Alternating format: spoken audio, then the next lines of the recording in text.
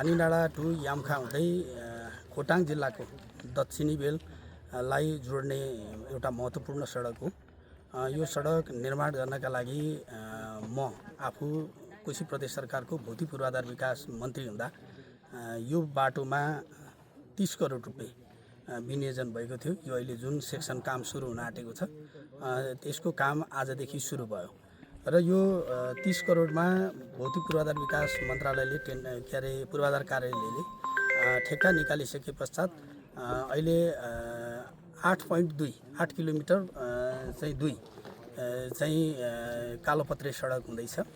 यो चाहिँ कालोपत्रे सडक खोटाङ जिल्लाको भित्री चाहिँ भूभागहरूमा छिर्ने दोस्रो सडक हो। योभन्दा चाहिँ पहिला रसुवा 5 धारे सडक कालोपत्रे सुरु भइसकेको छ। यो दोस्रो हो र अर्को तेस्रो प्याकेज पनि हामी यही खानीडाँडादेखि फेरि थामखर्क विमानस्थल पुग्ने गरी अर्को बाटोको टेन्डर पनि ओपन भइसकेर सायद सम्झौताको प्रक्रियामा छ र यो खोटाङ जिल्लालाई कालोपत्रे सडक मार्फत चाहिँ सुविधा सम्पन्न बनाउनका लागि प्रदेश सरकारले लिएको एउटा महत्त्वपूर्ण निर्णय हो जस्तो मलाई लाग्छ। योभन्दा अगाडि यस्ता सडकहरू हाम्रो जिल्लामा बनेको छैन र यो सडकले खोटाङ जिल्लाको समृद्धिका लागि एउटा महत्त्वपूर्ण चाहिँ योगदान गर्छ र यो कोसेढुङ्गा साबित हुन्छ भन्ने मलाई विश्वास छ र यो सडकको बारेमा चाहिँ आजदेखि काम सुरु भएको छ। निर्माण व्यवसायीहरू पनि यहाँ आउनुभएको छ।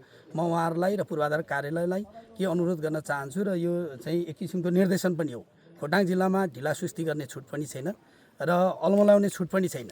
अत्यन्तै पूर्वाधार विकासमा खोटाङ जिल्ला पछि परेको जिल्ला भएको हुनाले यहाँको नागरिकहरू चाँडो काम हेर्न चाहन्छन्, चाँडो योजना सम्पन्न भएको हेर्न चाहन्छौँ। त्यसकारणले अत्यन्तै रफ्तारका साथ काम गर्नुपर्छ। कुनै पनि बहानाबाजीमा यो कामलाई ढिलोसुस्ती गर्ने छुट चाहिँ हामी दिँदैनौँ र नागरिक तहबाट पनि यसको निगरानी हुनुपर्छ भन्ने म अनुरोध गर्न चाहन्छु।